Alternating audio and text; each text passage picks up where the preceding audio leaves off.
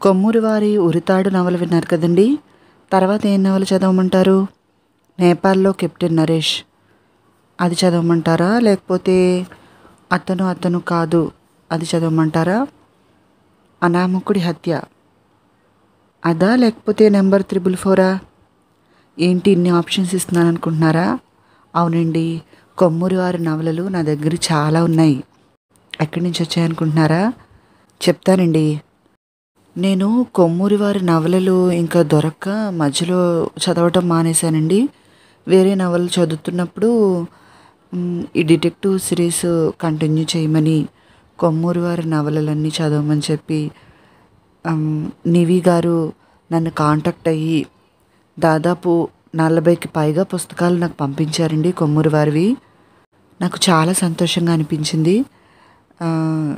యాక్చువల్గా ఫస్ట్ నేను YouTube channel మొదలుపెట్టినప్పుడు నా వాయిస్ నవలలు చదవటానికి సూట్ అవుతుందా లేదా, నాది కొంచెం బేస్ వాయిస్లో ఉంటుంది కదా, అందరూ ఇష్టపడతారా ఇష్టపడరా అని చాలా అనుమానాలు ఉండేవండి నాకు. కానీ ఇప్పటివరకు నాకు ఒక్క నెగిటివ్ కామెంట్ కూడా రాలేదు. అలాగే వీడియోస్ చూసి నివి గారు నన్ను కాంటాక్ట్ అయ్యి అడ్రస్ తీసుకుని బుక్స్ అన్నీ నాకు పంపించడం చాలా చాలా హ్యాపీగా అనిపించిందండి నాకు. అయితే అన్ని బుక్స్ చూసి వరుసగా అన్నీ త్వరగా చదివేద్దాం అనుకున్నాను. ఈలోపు డిఎస్సి నోటిఫికేషన్ వల్ల నేను కొంచెం గ్యాప్ తీసుకోవడం జరిగింది.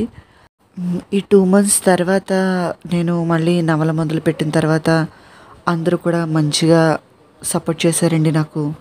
చాలా చాలా థ్యాంక్స్. అలాగే నివి గారికి కూడా స్పెషల్ థ్యాంక్స్ అండి. థ్యాంక్ యూ సో మచ్ నివి గారు. మీరందరూ ఇలాగే నన్ను సపోర్ట్ చేయాలని కోరుకుంటున్నానండి. మరిన్ని మంచి మంచి నవలలన్నీ మీకు చదివి వినిపిస్తాను. నెక్స్ట్ నేను ఏ నవల చదవాలో మీరు కామెంట్ చేసి తెలియచేయండి. ఎవరు ఎక్కువగా ఏది చదవమంటారో అదే చదువుతాను. ధన్యవాదములు.